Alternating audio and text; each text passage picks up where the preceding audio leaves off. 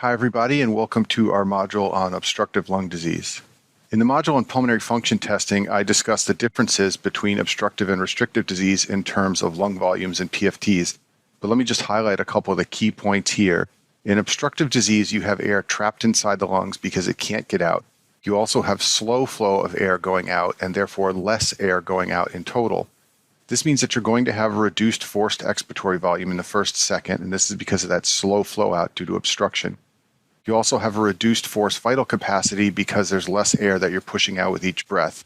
And then the hallmark of obstructive disease is a reduced FEV1 to FVC because the FEV1 falls more than the FVC so that this ratio gets lower. One other point before I go on to discuss specific causes of obstructive lung disease, and that point is on residual volume and total lung volume or total lung capacity.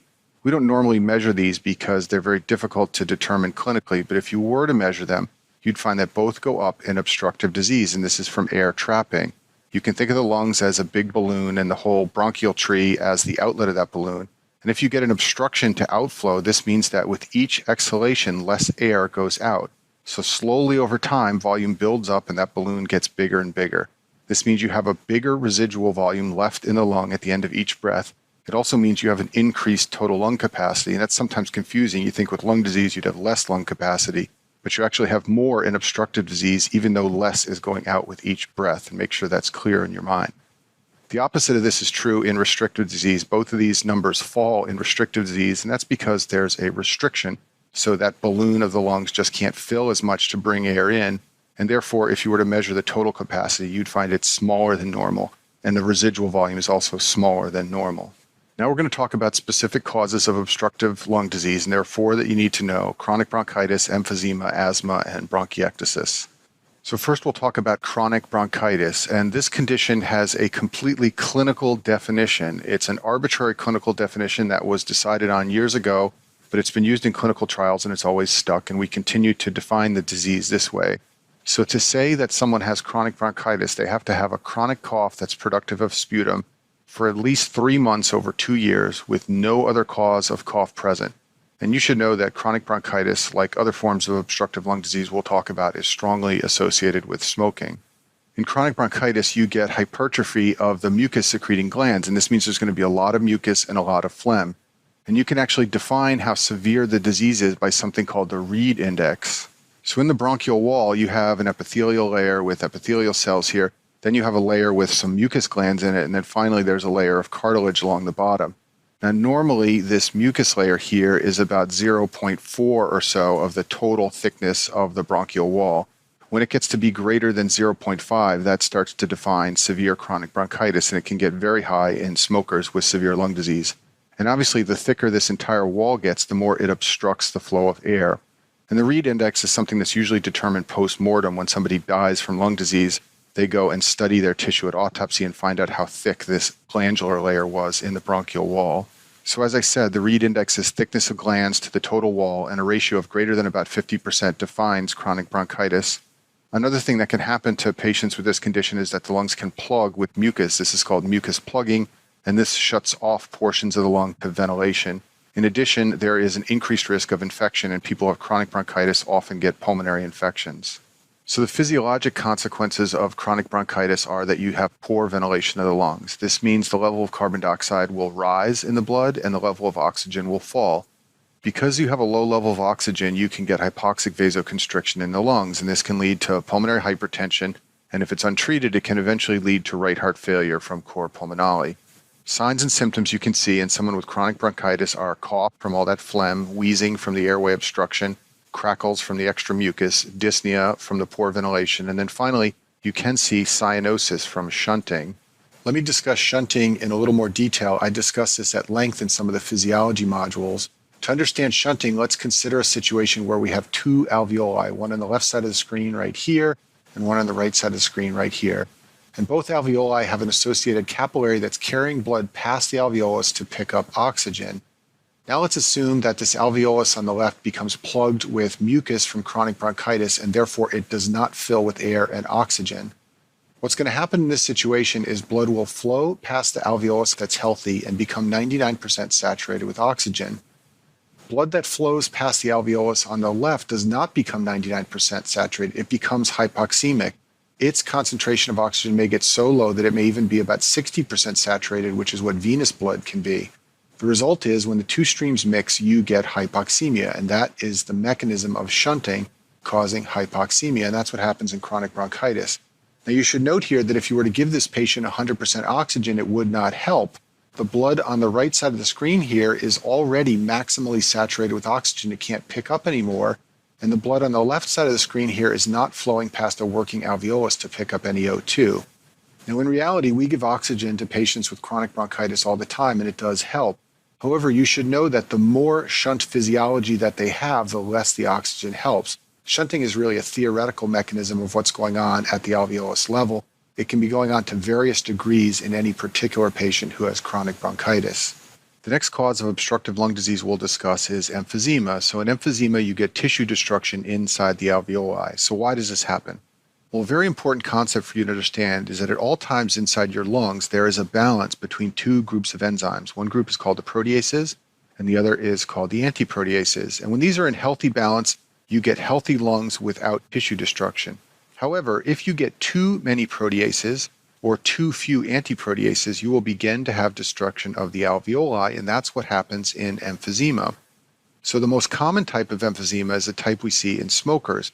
The smoke creates proteases, and these overwhelm the antiproteases, and as a result, the lungs get damaged. And the damage that occurs in smokers' emphysema is predominantly in the upper lobes. And an easy way to remember this is to just think of smoke rising up to the upper lobes of the lungs. The second type of emphysema is very rare. It's in patients who have a rare condition called antitrypsin deficiency. They have ineffective antiproteases, and as a result, they get emphysema, and their emphysema is predominantly in the lower lobes. We'll talk more about that in a few slides. So as I said, in emphysema, you get destruction of the alveoli. In the more common type, the smoker's type, the smoke activates macrophages. This leads to recruitment of neutrophils, and then you get production and release of proteases, which overwhelm the antiproteases. When you lose alveoli, you lose the elastic recoil of the lungs, and this is what leads to obstruction. This is going to cause the small airways to collapse when you exhale and air to get trapped in the lungs. This is easier to understand with a picture, so let's draw a little bronchus and then an alveoli here.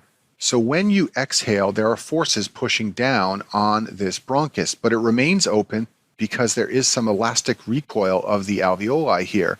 When the alveoli get destroyed in emphysema, you lose that elastic recoil. As a result, when you exhale, the bronchus is going to collapse and you're going to get air left behind and trapped inside here.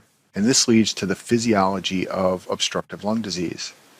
The clinical findings of emphysema are dyspnea and cough, much like chronic bronchitis, although there tends to be less sputum than chronic bronchitis. There's hyperventilation. Because those alveoli are destroyed, there's less area for gas exchange, so the patient will hyperventilate to try and get the remaining functional alveoli to do more work and keep the oxygen level up. Because of the hyperventilation, patients can lose weight, they're burning more energy and more calories, and then over time the hypoxia can lead to cor pulmonale and heart failure. And another classic finding of emphysema is the barrel chest. This is an x-ray of someone with a barrel chest over here on the right, and that's from all the air trapping due to the emphysema and the obstructive physiology. Let me review an important term for understanding emphysema, and that's called the acinus. This is a word that means berry, and the acinus in the lungs is the bronchiole plus an alveoli, so this is an example of one right here. Smokers who get emphysema get centri acinar damage, so they tend to have damage to sort of the branch portion here and less damage to the alveoli. Patients who have antitrypsin deficiency get what's called pan-acinar damage, so they tend to have damage to this entire structure here, and it's very high yield to know that smokers get centri-acinar, it's sometimes called centri-lobular damage, and antitrypsin patients get pan-acinar or pan-lobular damage. In the top left here is a tissue specimen of a patient with emphysema, and the key findings are that there are big white spaces and that there's lots of white space here. In addition, the septa between the air spaces is very thin compared to normal, and thin septa and large air spaces are the findings in emphysema. Down here on the left is an example of a smoker's lung. They have these black spots, which are sometimes called dirty holes, and those are evidence of centrilobular damage from smoking. And then over here on the right is another example of hyperinflated lungs in a patient who has emphysema. To help you better understand the concept of the barrel chest, let's review this graph of chest volumes and pressures, and I go over this at length in some of the other physiology modules. But for our purposes here, recall that the FRC is the functional residual capacity. That's the volume that the lungs settle on after a quiet breath. And it's the point where this green line crosses the zero pressure mark. And at the FRC, the pressures and forces in the lungs are balanced so that the tendency of the chest wall to expand outwards is balanced by the tendency of the lungs to collapse inwards. In patients with emphysema, the blue line for the lungs changes to look like this. This means that the FRC is going to move up. The point where those forces are going to be balanced is now higher up. Thus, you have a higher volume at the end of a quiet breath, and that's why you get the barrel chest. That's the visual representation on this chart of the air trapping that occurs in emphysema. There's a classic description of the different appearances of patients with chronic bronchitis versus emphysema that you should know, and this is called the blue bloater and the pink puffer. So patients with chronic bronchitis are called the blue bloaters. They have cyanosis from that shunting mechanism I described, and this makes them blue, and then they have air trapped, and this makes them bloated. Patients with emphysema, on the other hand, are the pink puffers. They've lost alveoli, so they've lost surface area for oxygen absorption, so they're hyperventilating to compensate. This is why they're puffers. And initially, this maintains their O2 level and makes them pink. Now, in reality, this classification isn't of that much value because most patients have some elements of both, but you should be aware of this classic description. COPD is chronic obstructive pulmonary disease, and this is the term we use to describe chronic bronchitis and emphysema in the modern era. It turns out that patients rarely have just chronic bronchitis or just emphysema. They almost always have elements of both, and both are smokers' diseases and both have the same treatment, so therefore clinically you'll hear people call them COPD. Now, technically, COPD also includes asthma, but asthma has its own set of treatments. So usually patients with asthma are called asthma patients, and patients with chronic bronchitis or emphysema are called COPD patients. Next, let's discuss alpha-1 antitrypsin deficiency. So recall that most emphysema comes from smoking, but there is a very rare form caused by deficiency of antitrypsins. This is an inherited disease, and people who have this condition have decreased or dysfunctional antitrypsins. And remember that the antitrypsins balance the naturally occurring proteases in the lungs. The most important of these is elastase, which is found in neutrophils and alveolar macrophages, and it's always present to a small degree in the lungs. As long as you have antitrypsin around, it won't cause any damage, but if you lose your antitrypsin, then it can cause lung damage. People with this condition get problems in both the lung and the liver. So in the lungs, they get pan-acinar emphysema. Remember, that's different from smoker's emphysema, which is centri-acinar. They have an imbalance between neutrophil elastase, which destroys elastin, and the antitrypsin, which protects the elastin. And as a result, they get lower lung damage. And remember, this is also different from smokers who get upper lung damage. A second problem people with antitrypsin deficiency have is liver cirrhosis. So abnormal alpha-1 can build up in the liver. This is only going to occur in certain subtypes of this disease where people get polymerization of the antitrypsin in the hepatocytes, and it leads to hepatocyte death. So there are some patients who have severe antitrypsin deficiency with lung problems but no hepatocyte accumulation. But you definitely should know, and it's high yield for step 1 to know that the liver can be involved from polymerization of the antitrypsin in the hepatocytes.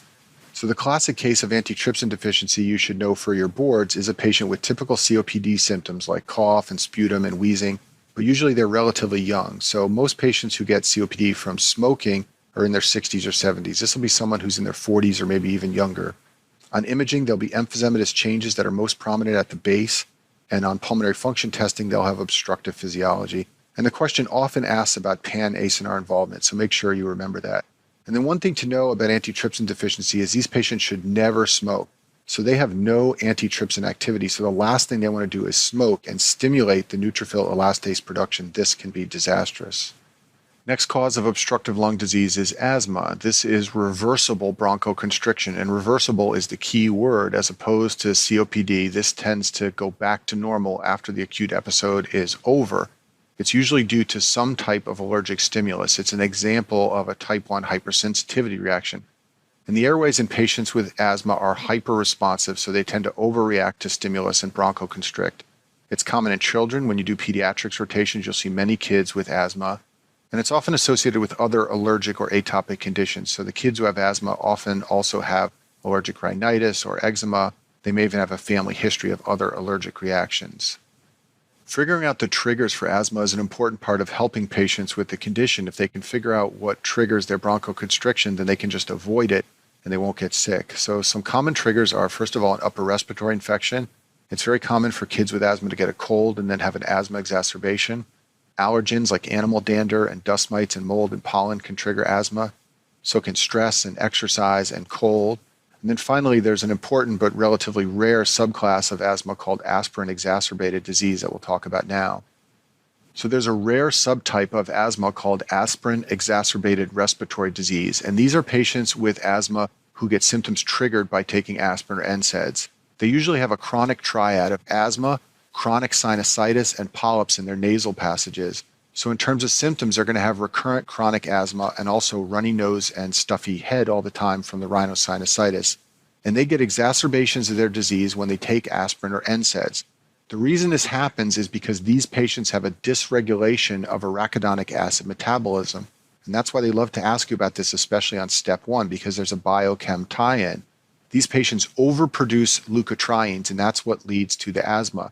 Because they overproduce leukotrienes, the treatment of choice is a leukotriene receptor antagonist. So drugs like montelukast and zafirkulast work very well for patients who have aspirin-sensitive asthma.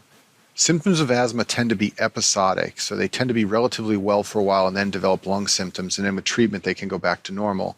The symptoms they get are shortness of breath and wheezing and cough, and it can get severe enough that they can get hypoxic during episodes.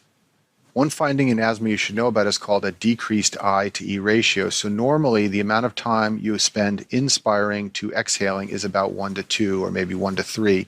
In patients who have asthma, the expiratory phase gets prolonged because it takes longer to get that air past the obstruction. So this ratio can fall and become 1 to 4, for example, or even 1 to 5. So that's a decrease in the I to E ratio. Another finding in asthma patients is a reduced peak flow. So this is a peak flow meter right here. It's a very simple device to use. A patient just blows in it and it measures the highest velocity of airflow that they can create. And the peak flow will obviously fall in asthma because there is an obstruction. Patients with asthma can also get mucus plugging, so this can cause airway obstruction and shunting. And then if asthma is severe enough, patients get what's called status asthmaticus, where they become hypoxic and they can die. It's very rare, but this has to be severe untreated asthma to cause this. Usually we diagnose asthma based on a classic history and physical exam, but sometimes the diagnosis is not clear, and there is a test you can do called a methacholine challenge. So recall that methacholine is a muscarinic agonist. It's going to activate the parasympathetic system in the lungs and cause bronchoconstriction.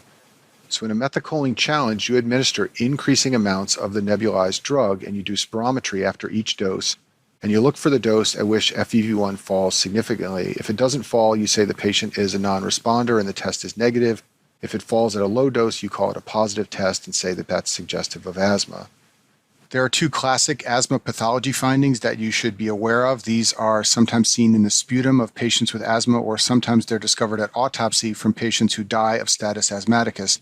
The first finding is called a Kirschmann spiral. So patients with asthma often develop mucus plugs, and inside those mucus plugs you can find Kirschmann spirals like this example I've shown on the screen here. These are epithelial cells that have shed and formed these whorls inside the mucus plug. You also often find eosinophils, and you sometimes find these crystal structures called Charcot-Leyden crystals, which are made up of eosinophil membrane proteins in patients who have asthma. Pulsus paradoxus is a drop in the systolic blood pressure that occurs with inspiration, and I talk about this in detail in the cardiology modules. It's usually caused by a pericardial effusion and tamponade, but you should know that there are a few very rare non-cardiac causes of pulsus paradoxus, and 2 of them are asthma and COPD. The mechanism of this is not well understood, but just remember that those are the non-cardiac causes of pulsus paradoxus. The final cause of obstructive lung disease is bronchiectasis, and this is the most difficult one to keep straight because it has lots of different etiologies. Bronchiectasis is when the airways become permanently dilated, and this is usually the result of chronic recurrent airway inflammation. If you get lots and lots of bronchial infections, eventually you will get dilated airways and bronchiectasis. That's the consequence of all that disease. Now, it seems counterintuitive that when the airways are stretched and dilated, you should have obstruction to flow. But the reason is that even though the large airways are dilated, the small and medium airways have thickened bronchial walls, and most of the bronchial tree is small and medium airways. So the predominant physiologic effect is obstruction, even though when you look at the lungs, what you see are dilated airways. And these are some pictures of bronchiectasis. So this is a path specimen on the left, and these are big dilated airways that you see in bronchiectasis. Over here on the right is a CAT scan of bronchiectasis. And And you can see these big circular dilated airways here. That's what you see in bronchiectasis. Patients with bronchiectasis get recurrent infections. So recurrent pulmonary infections can cause bronchiectasis, but they can also be a consequence of bronchiectasis. These patients have cough and excessive sputum production. It's often foul smelling. They can get hemoptysis, and the hypoxia can lead to cor pulmonale, just like many of the other causes of obstructive lung disease. And then finally, bronchiectasis is a rare cause of amyloidosis. So anything that causes chronic inflammation can lead to secondary amyloidosis. We often think of it secondary to things like rheumatoid arthritis, but bronchiectasis can also be a cause. So why do people get these dilated airways in bronchiectasis? Well, one reason is from obstruction from a tumor. So when you have a tumor, you can't clear mucus appropriately, and it backs up behind the tumor, and this sets you up for recurrent infections, and bronchiectasis can develop. Another etiology is smoking. Now, it's not clear if smoking causes bronchiectasis or it just causes recurrent infections and other obstructive lung diseases, and those lead to bronchiectasis. But either way, smoking is associated with bronchiectasis. Kids who have cystic fibrosis get recurrent lung infections, and they can develop bronchiectasis. And then finally, two rare causes that you especially need to know for step one are Cartagener syndrome and allergic bronchopulmonary aspergillosis, and we'll talk about both of these now. So Cartagener syndrome is part of a group of conditions called primary ciliary dyskinesia. It's also called the immotal cilia syndrome. And people who have this problem have cilia that are unable to beat or beat normally, or they may even be absent altogether. It's inherited, usually in an autosomal recessive fashion, and all the gene mutations in these syndromes involve a protein called dynein. Either the structure or formation of dynein is abnormal. And dynein is a very important motor protein that creates movement. Cilia are composed of a series of circular structures called spokes, and then they're connected by all these dynein arms together, and this is what creates the cilia that beat. So what happens in people who have primary ciliary dyskinesia is either the dynein is absent or it's abnormal. There's some problem with the dynein that leads to this condition. Cartagener syndrome is a collection of abnormalities that some patients with ciliary dyskinesia develop. So what are the elements of Cartagener syndrome? First, it's chronic sinusitis from poor ciliary function in the sinuses, bronchiectasis in the lungs with chronic cough and recurrent infections. Men will be infertile because they don't have normal ciliary function in their sperm. And then finally, patients with Cartagener syndrome develop situs inversus, where the organs in the thorax and abdomen are backwards. The mechanism of this is not clear, but it's believed that cilia play some role in proper organ positioning in development. So if you look down here at this CAT scan on the left, the liver here is on the left side of the body. It should be over here on the right, but it's not. In this thorax CT scan on the right, you can see that the heart is on the wrong side of the body as well. So this is what situs inversus looks like. It doesn't carry any abnormal consequences in and of itself, and once in a while, situs inversus is discovered incidentally in someone when they have imaging done. So the classic case of Cartagener syndrome to know about for your boards is usually going to be a child with recurrent sinus or ear infections and a chronic cough. There may be bronchiectasis on a chest CT and obstruction by PFTs, and on imaging there will be situs inversus. And the question often asks about the dynein protein, so just remember that that is what's involved. The final cause of bronchiectasis that we'll discuss is called allergic bronchopulmonary aspergillosis. Most people just call it ABPA. This is a hypersensitivity or allergic reaction to the fungus Aspergillus. In patients who have this problem, the lungs become colonized with Aspergillus fumigatus. This is a low virulence fungus, and it only infects immunocompromised or debilitated lungs. So people who have normal lungs usually get rid of this bug and it doesn't cause a problem. But if you have sick lungs, you can get this condition. So it's going to primarily occur in patients who have either asthma or cystic fibrosis. What's going on at the immunological level is these patients have increased CD4 counts and they have high levels of interleukins. In their blood, you'll see eosinophilia, and this is a key tip-off that ABPA may be the diagnosis. You'll also see high levels of IgE, and testing for IgE is sometimes done to help diagnose this condition. So the classic case of ABPA is going to be a patient with asthma or cystic fibrosis who has recurrent episodes of cough, fever, and malaise. Now, you might think these are just exacerbations of the asthma or CF, but there are going to be a couple of clues that it may be from Aspergillus. First of all, they'll tell you there's blood eosinophilia. That's very uncommon in those other conditions. They'll also tell you that there's a high IgE level. And then other things you can see are brownish mucus plugs and hemoptysis, bronchiectasis on imaging, or PFTs that show obstruction. You can do skin testing for the fungus to help diagnose ABPA, and you can treat it with steroids to knock down the inflammation of the allergic reaction. So let me finish with a summary slide to help you keep the obstructive diseases straight. There are 4 causes of obstructive lung disease you should know: chronic bronchitis, emphysema, asthma, and bronchiectasis. Most emphysema is from smoking, but there is that rare subtype caused by deficiency of alpha-1 antitrypsin. And then there are a number of causes of bronchiectasis, including obstruction from tumor, smoking, cystic fibrosis, Cartageners, and bronchopulmonary aspergillosis. And that concludes our module on obstructive lung disease.